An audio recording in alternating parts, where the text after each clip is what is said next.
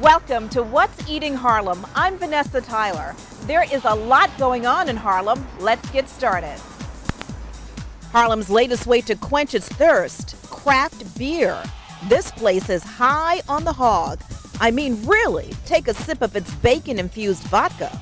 Art still transforms, and the National Black Theater still stands in Harlem with a full agenda. See what is taking center stage now. Harlem is theater, a night to remember the greats and to honor those who keep theater here alive. Basketball is an art form, but at this Harlem gallery, the ballers are works of art. All of that on this edition of What's Eating Harlem.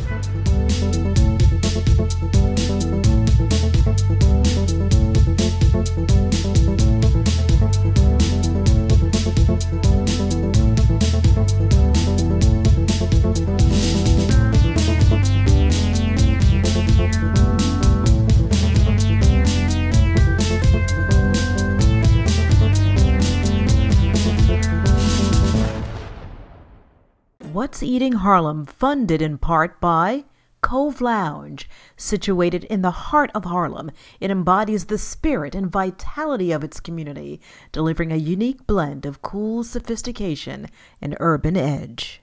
Also made possible by Chocolat, Harlem's fine dining at its best. Everyone meets at the bar at Chocolat, 120th and 8th, 2223 Frederick Douglass Boulevard. Chocolat Restaurant Lounge.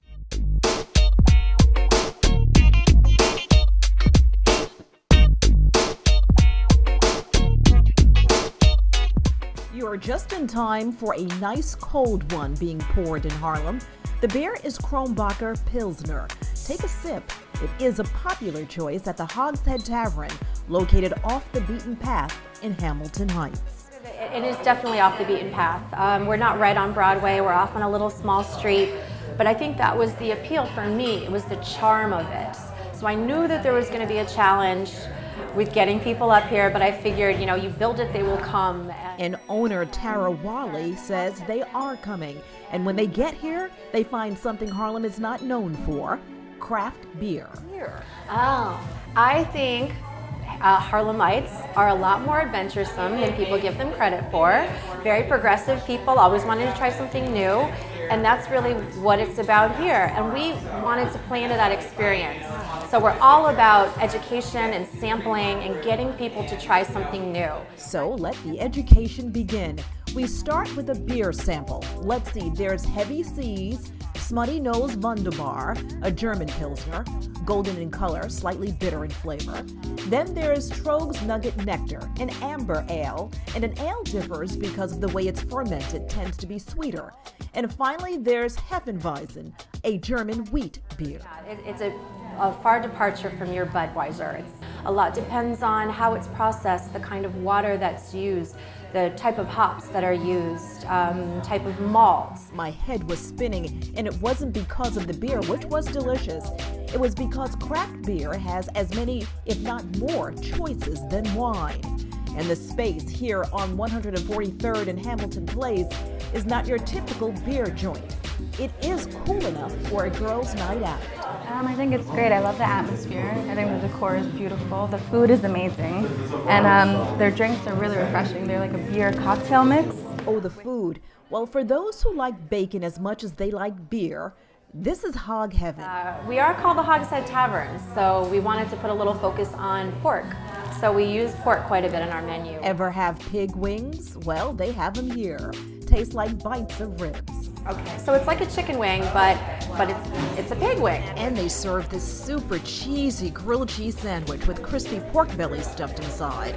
But I have to say the most unique item is on their brunch menu. It is the signature Hogshead French toast. Peanut butter, banana, and jelly, sort of stuffed into a French toast with a bacon, bourbon, maple syrup smothered all over it. It's decadent and rich and delicious. I love it. It's like a child's fantasy on a plate. It's so good. And no joke, they even have a bacon-infused vodka. They use it in their killer Bloody Marys.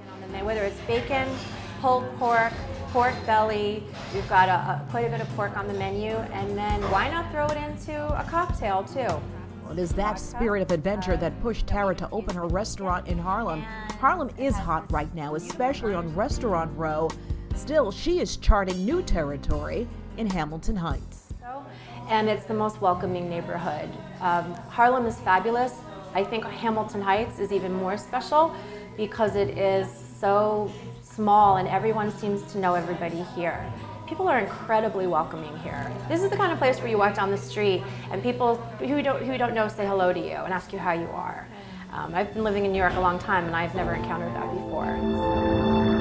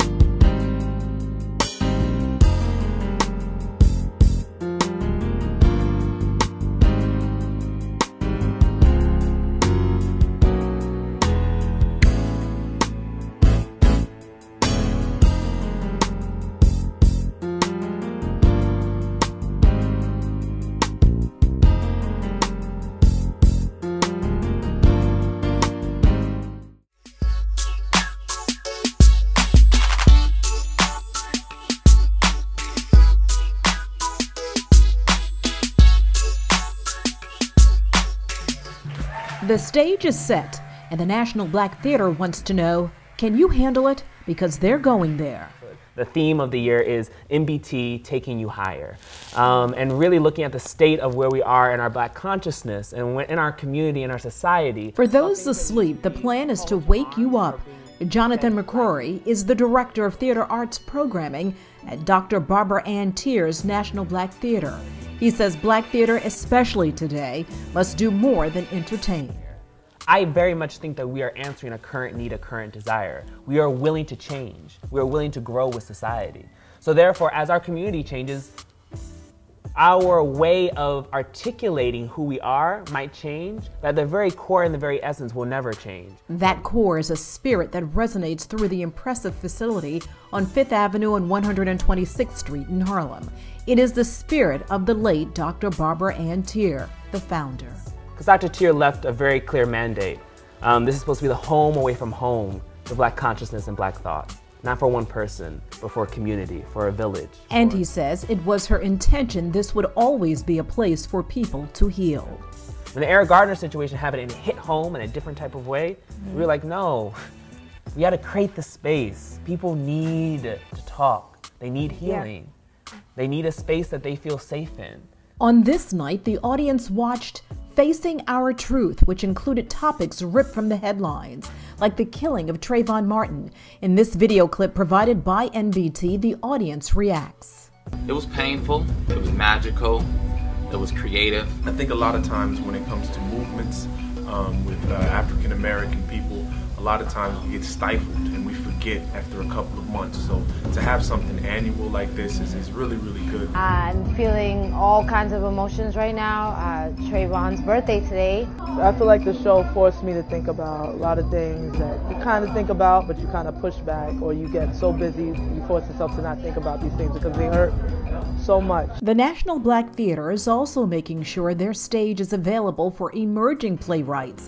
Here, they can learn, try out their material, and get a stipend to live as they get their voices heard by an audience. You know what I mean? There are a lot of Black playwrights creating great work that have not had the opportunity to be seen or to be shared with their community. So the goal of it is to stretch us to the next level as a community. National Black Theater has been around nearly 50 years, and under the leadership of Dr. Teer's daughter, Sade Lithcott, Jonathan says it's an institution here to stay. But I don't think that we're ever going to be irrelevant. I don't think we're ever going to have that question because we're always listening.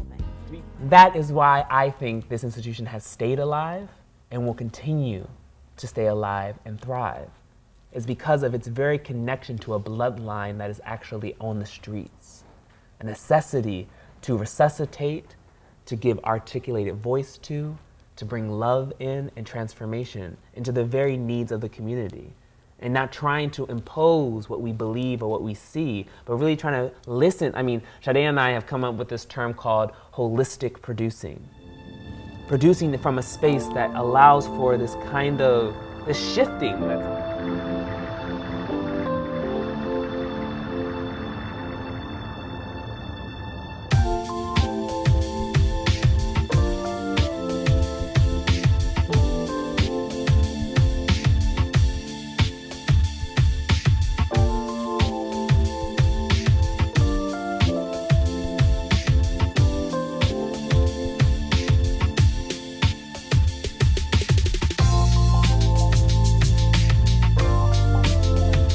What's Eating Harlem wants to get you involved. You got a story idea? Tell us. Go to our website, what'seatingharlem.com.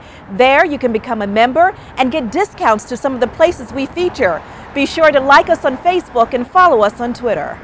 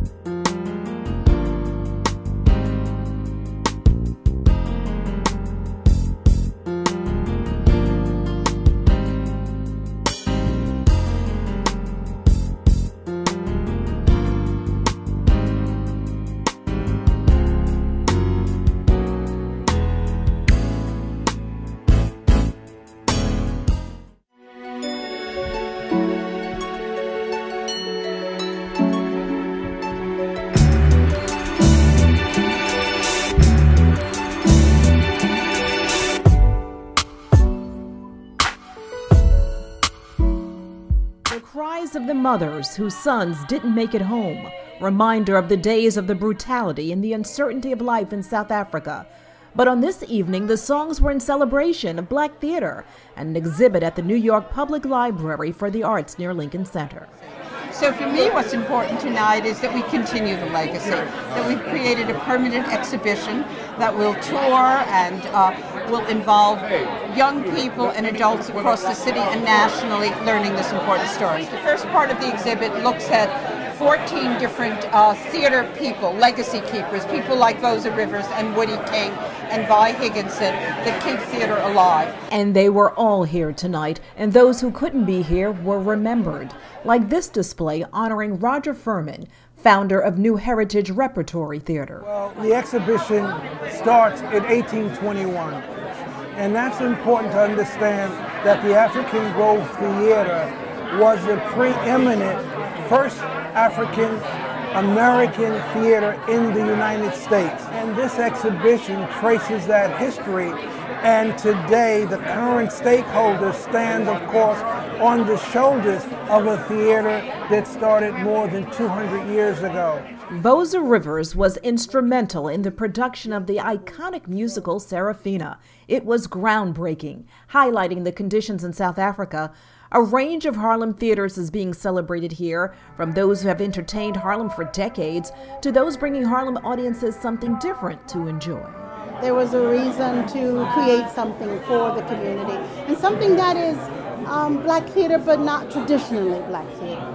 Deborah Ann Bird produces the Harlem Shakespeare Festival. It has become a must-see during summers in Harlem. It's really wonderful to be acknowledged for our work in the community, to join with like Vosa Rivers and Woody King and New Lafayette and National Black Theater and Mama Foundation and Blackberry. Harlem theater has such a rich history and an important legacy, but many here believe it is still vital today, and in fact, needed more now than ever. Black theater is a reflection of our society. What we aim to do is to capture the rhythm, the spirit, the nomenclature of what is going on in the communities. And today, with all of the activism that is beginning to percolate again, like the 60s, like the 50s, and the 60s, and the 70s, and the 80s, it's just very important that as theaters, we capture that, repurpose it in a way that you can understand that it's you have other options. You don't have to sit at home and watch television and commiserate by what you see. You can go to theaters and get messages that will spur you on to take on some of the challenges that you see in the street.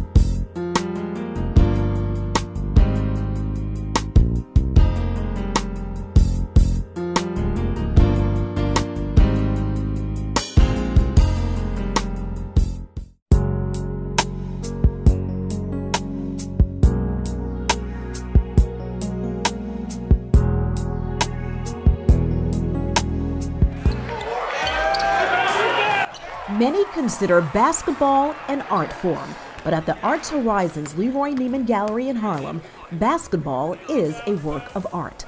This exhibit, titled Changing the Game, is inspired by basketball and the players. Basketball icon Bobby Hunter of the world-famous Harlem Globetrotters presented his work, these beautiful masks he painted on glass. Then artist Rod Ivey created this tribute piece to past star players of the Texas Longhorns college team. His son Royal Ivey was a force to be remembered and immortalized on canvas. These are passion pieces for him, especially in light of recent bad press for many black athletes. This shows another side. Now you better like the truth. Emerging artist Kenya Art One Lawton airbrushed this piece, also featuring Royal Ivey, the former NBA player and current assistant coach, looking so lifelike from the canvas. I do have the basketball players as subjects of my paintings. The most recent was Michael Jordan and LeBron James. Many of his creations directly from the hardwood to the wall.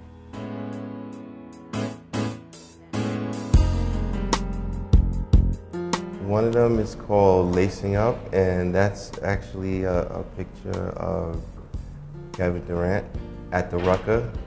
Most of these pieces were Rucker inspired. So the other one is called Showtime. That was another local basketball player that was in one of the tournaments there. And that's Rafe Alston, Skip to My Lou doing a crossover. Also on display, these stunning photographs shot by San Antonio Spurs player Boris Diaw. Photographs taken in Africa. He shoots a basketball and he shoots amazing pictures. So fitting, this Changing the Game exhibit is here at the Arts Horizons Leroy Neiman Art Center. Late artist Leroy Neiman often used athletes as his inspiration, especially one of the greatest in the world. They became really great friends, and he kind of proclaimed Muhammad Ali the greatest athlete of all times. And the name stuck. This Harlem gallery, located at 148th and Frederick Douglass Boulevard, is also a place for the Harlem community to express its artistic side.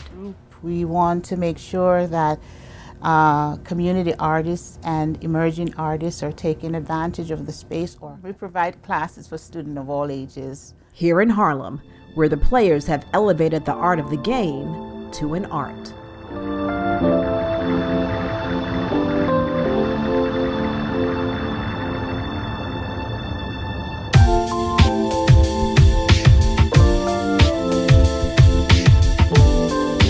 The time we have for now, but there's much more next time on What's Eating Harlem.